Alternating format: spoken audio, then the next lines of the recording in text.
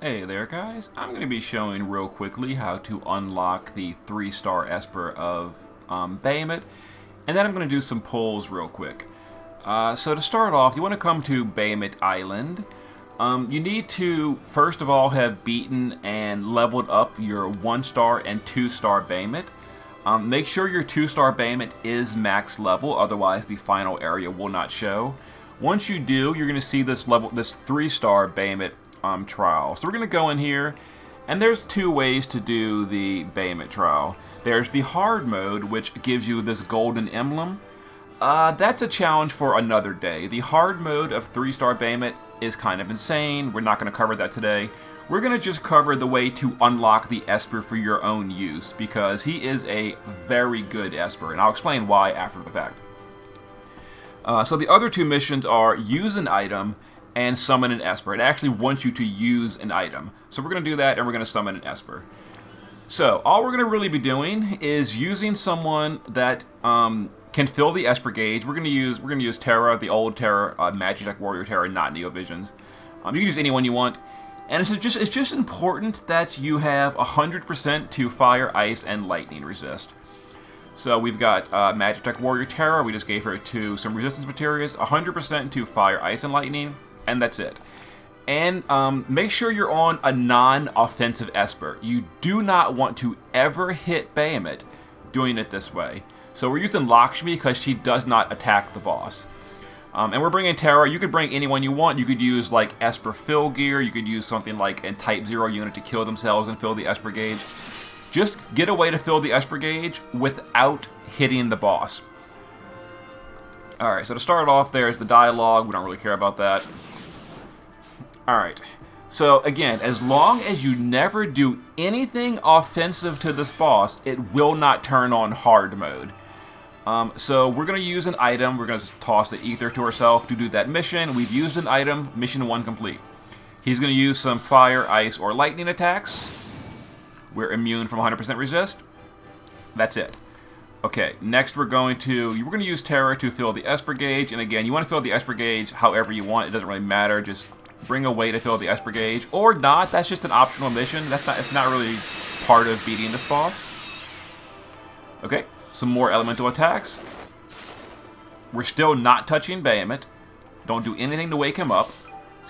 We're going to summon an Esper just to get that mission done. So we've summoned an Esper, we've used an item, and we've never hit Bahamut with anything. No counterattacks, no auto attacks, no debuffs, nothing. Just we're leaving Bahamut alone.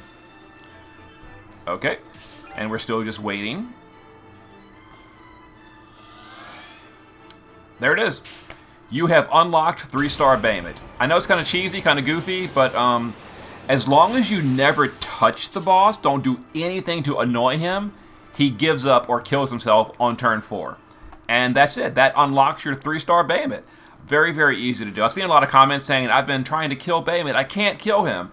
Yeah, don't worry. He kills himself for you, as long as you don't attack him. If you attack him, hard mode turns on, and we'll cover that at some point. Hard mode is insane.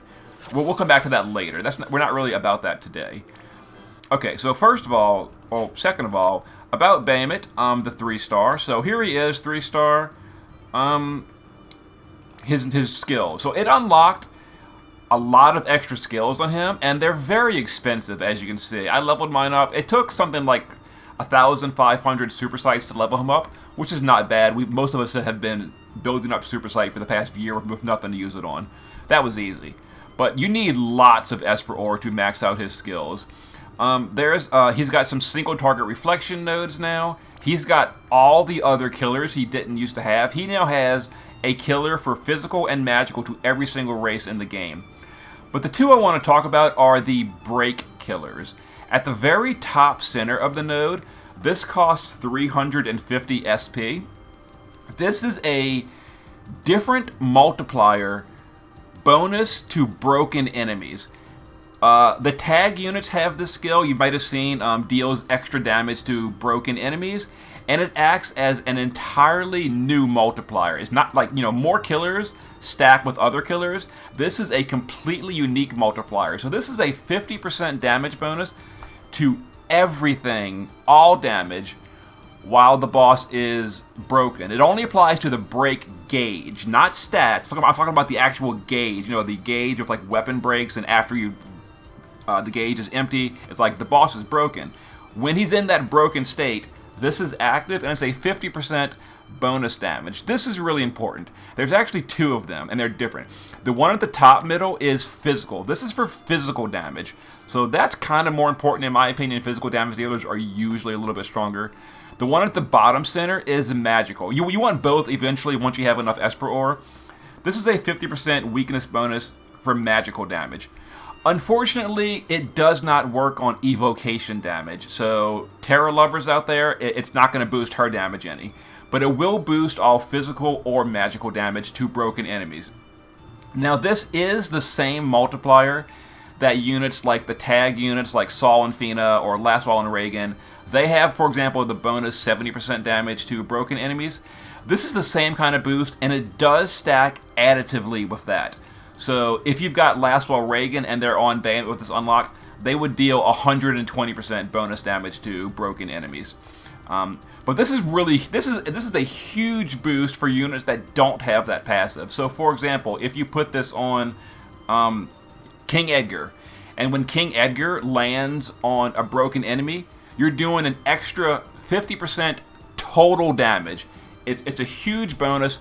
Please don't skip this or the magical one. I've seen a lot of my friends with Bahamut, and they bought all the killers, and they ignored this node. They didn't buy this node. This one is so important. And of course, I'm sitting here, you know, the pot calling the kettle black. I didn't buy the magical one yet. I ran out of ore. But I will have that soon. But yeah, if you're getting Bahamut 3-star, please get those nodes.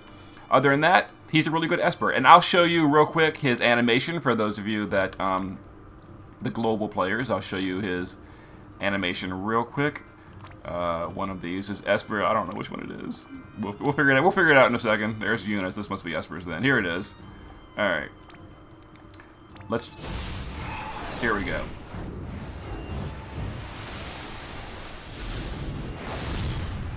It's a pretty cool animation. And then, of course, if you're in game, you would see all the beams come down during the battlefield. Anyway, I promised some polls. Let me get into this real quick. Before I do it real quick, let me mention one more thing. These two special things, for those of you that are going for the new NeoVision's version of Noctis or Arden, they're both Dragoons. If you're a big fan of Dragoons and you don't have all the Dragoon gear on the JP server, they are offering these two special bundles. This bundle, the Super Premium box right here, for 5,000 Lapis, you get guaranteed, you're just buying it straight out, this is not random. You get a copy of Atoning Dragoon Kane's STMR, his spear. It's a really good jump spear. You also get 10 UOC tickets, 100% Trust Mogul, and 10 regular summon tickets for 5,000 Lapis, which is a decent deal. And then the better deal, this is unfortunately a license deal. Those that play the JP server know you got to buy the license first with real cash. You can't use Lapis. You have to use actual cash to unlock this. But if you happen to buy the licenses to unlock it, this one for 5,000 gives you a copy of Dragoon Gauntlet, and then it gives you a copy of Fang, Graceful Dragoon Fang. It gives you Fang's Prism. It gives you Fang's STMR Moogle and her TMR Moogle, as well as 10 tickets, and I think that's it. So basically, you're buying Fang's STMR, which is a 100% jump damage and 80% attack power material, or is it 70% attack power? One of them. But anyway, it's like, you know, the whole Fang package for 5K plus the license. You got to buy the license first. You know, I personally do not spend cash on the JP server, so I don't have the license. I can't do it.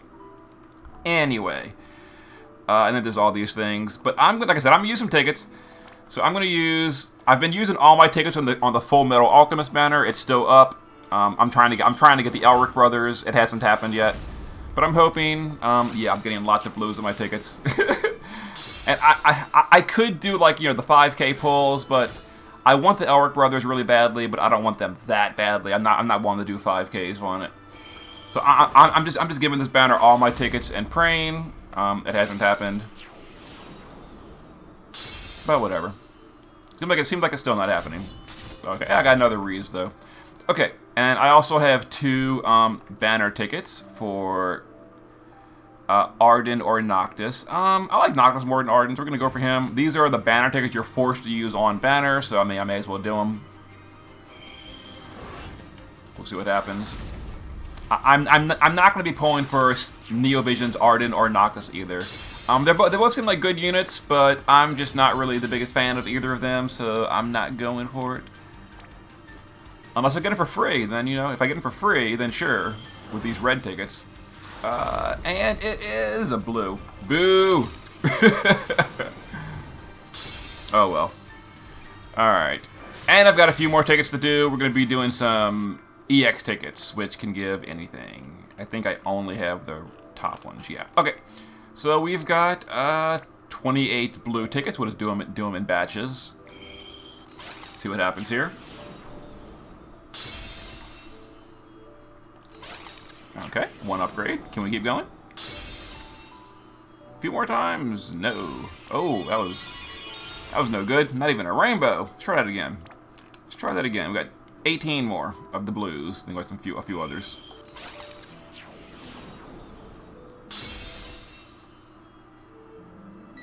Oh, a Neo. Wow, here we go. Oh, Neovision's Lastwell. Oh, it feels bad, man. I don't like him. Although, because I just got him for free, and I have his login shards, I might level him up and try him out, because he's coming to Global really soon. I might try Neovision's Lastwell against some trials. Maybe I end up liking him. Who knows? Who knows? Oh, another Axstar card. I mean, that's a good card and all. I've already got it, though. At level 10, too. Okay, let me look real quick. I'm pretty sure that I have, let's see. Not max. Yeah, I'm pretty sure I have his login shards, too. And JP gets plenty of red pearls these days. The red pearls aren't a problem. I do have his login shard. I mean, sure, we'll go ahead and EX1 him. Why not? I've got plenty of pearls on JP. Because JP, yeah, that's the problem on Global, that they don't give very many pearls, but JP server gives tons of red pearls. These days, they didn't used to. But nowadays, JP gives a lot of red pearls. Okay, so there we go. EX1, Neovision's Lastwell. I will be playing with him later. I mean, he was free, so why not? I will give him a fair chance against some trials. But let's go back to pulling. That was cool.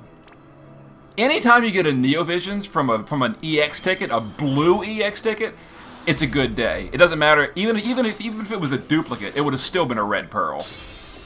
But that's really good.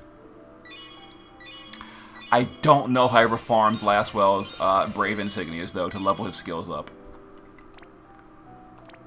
I'm not sure. We'll figure that out later. Alright, some green tickets.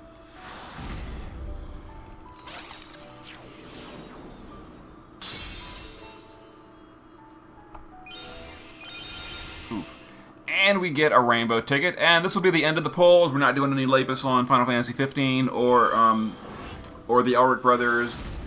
I'm still saving all my resources for a unit that I'm really a big fan of. I really like Luna Freya. I always did like her unit, her 7-star unit, and she's getting a Neovisions in a few weeks on JP. Oh, another Terror? Come on now. I've already got the STMR. Now I've got like 7 copies of her. Oh well, whatever. Yeah, so Luna Freya is getting a base Neovisions unit for the Final Fantasy 15 raid on the JP server, and we don't have any information about her unit yet, so we don't know if it's going to be good or not. But assuming it's anything like her 7-star, I'll probably pull for her. So, yeah, depending on how good or bad the Neovisions base of Luna Freya is in about 2 weeks, I may or may not be chasing her. But I'm not going for Noctis or Arden. They're, not really impressing me. Anyway, there's some tips for Bahamut, and look for something with Lastwell at some point. Later.